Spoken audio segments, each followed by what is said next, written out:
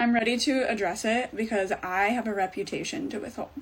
I have some of the best ID photos that I've personally ever seen, and I'm changing my last name, so we need to do some full glam for the DMV.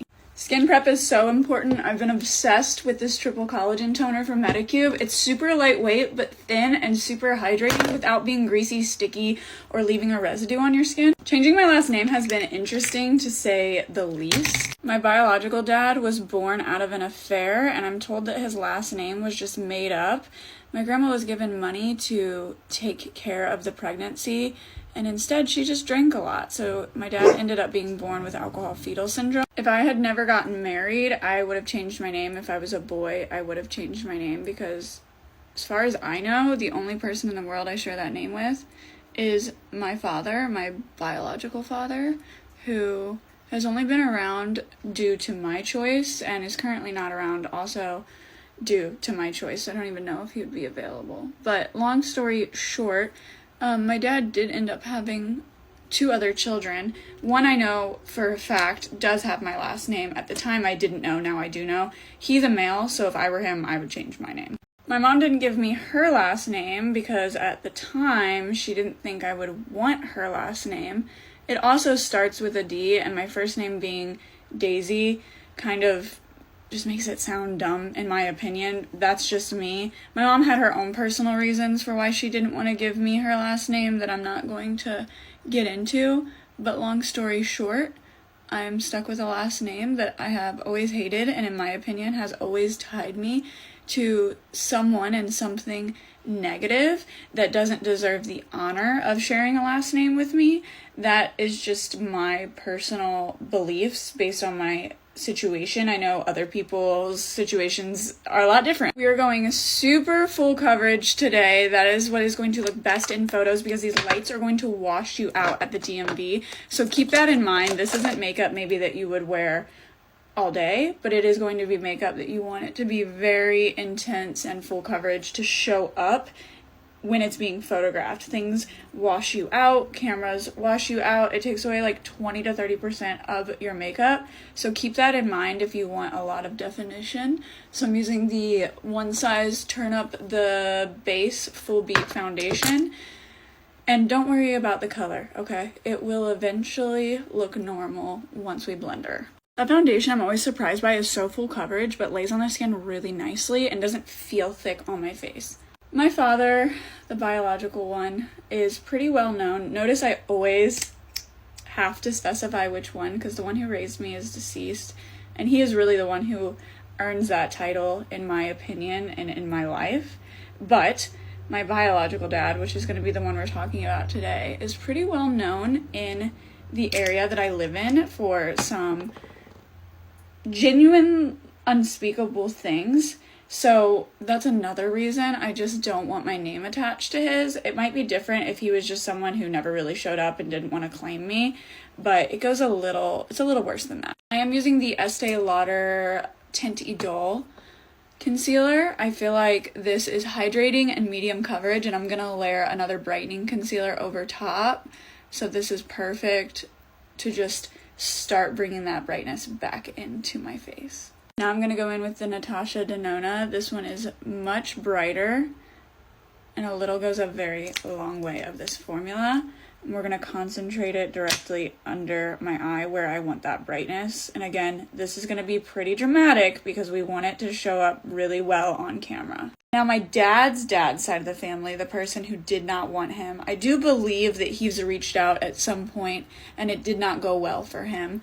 I obviously have a family tree and I went ahead and did like the ancestry thing, and I'm curious because I think that person went on, my dad's dad, to have children. And so I've always been curious that, even if that person doesn't care to know who I am, since he did not want my dad to exist, maybe people in his family wouldn't mind that I existed and might want to know who I am. Milani Cheek Kiss Bronzer.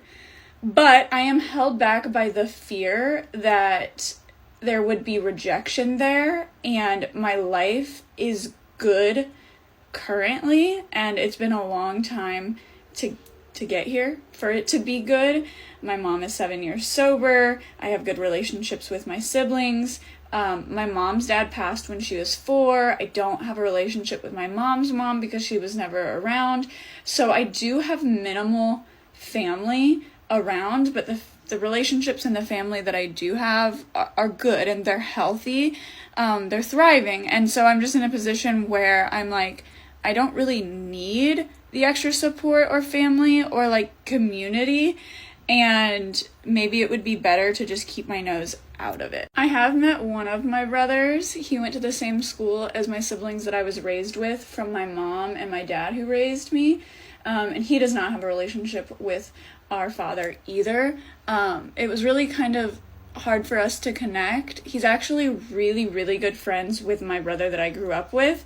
So both of my brothers, even though they're not related by any means, are close to each other, which is kind of ironic because their dads were friends. My dad that raised me and my biological dad. So that's like a funny, ironic, weird situation. All that to say, I do have a little bit of empathy for my real dad. Like, I understand that growing up, he probably felt pretty unwanted and struggled pretty bad, but he never changed his mindset. And so his mindset his whole life has kind of just been like, I'm a victim of life and everything happens to me and not for me. And I don't think he'll ever get out of that mindset, which is sad in and of itself.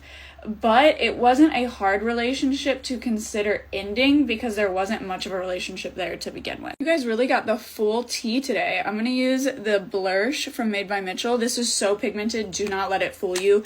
Do not let it fool you. It is highly pigmented, but we do want a lot of pigmentation because we are going to powder this, so things are going to dilute, and we do want high contrast when being photographed, with the possibility of like being washed out. So it's okay that it's super intense. Just trust the process. See my credentials, okay? That's why I showed them in the beginning. My credentials are that I have always had a really nice ID photo, and I would like to keep that trend going the older that I get. I am in therapy, and I would like to have a relationship with my real dad one day if he decides that he can, like, human as normal and, like, pay bills and have a house and not go in and out of the legal system and stop doing illegal things to get by, and take responsibility for his actions in his life and, like, change it.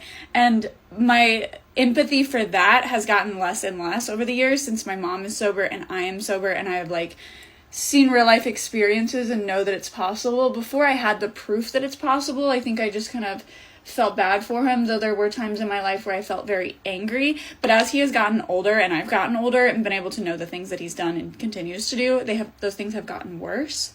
So it's just kind of a moot point. This is the NARS shadow pen in Strip Down, and I'm just going to put this all over my lid.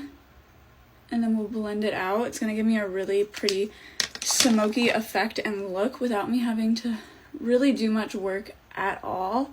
And it's going to photograph really well. And then the brown tones will also bring out my blue eyes. I'm also going to put it under my eye. Using a darker brown shadow, I'm just going to deepen up my lash line. I'm going to throw a little more warmth through my crease just with a shadow. A little bit of glitter, never hurt anyone. A little liner. I'm going to set with Laura Mercier. Hydration after powdering. See how my face now matches my arms, my body, my tan. It goes together. It works out. Just a little espresso by NYX, and then I'm going with Pinky Brown by Huda Beauty. I just like to build depth, especially when we're being photographed so close and like literally just our face. A little brow gel to bring our brows back to life. I did apply some mascara as well, and we're gonna add some lashes. I feel like a little half lash just photographs so nicely. It really lifts the eye when you smile. This is Single by Fenty. It's very peachy. Do a little blending. Me and You by Made by Mitchell, which is very pale, just in the center. Jaclyn Hill Mood Light Powder for special occasions only, since, you know, I can't get it anymore. And I still have so much left. I'm so proud. Say Gloss and Shake. L'Oreal Infallible. And that is the final look. Not only is your makeup going to last literally all day, but it's going to photograph so beautifully, you guys. I love you. I'll see you in the next one. Bye. And I guess follow along for more lore.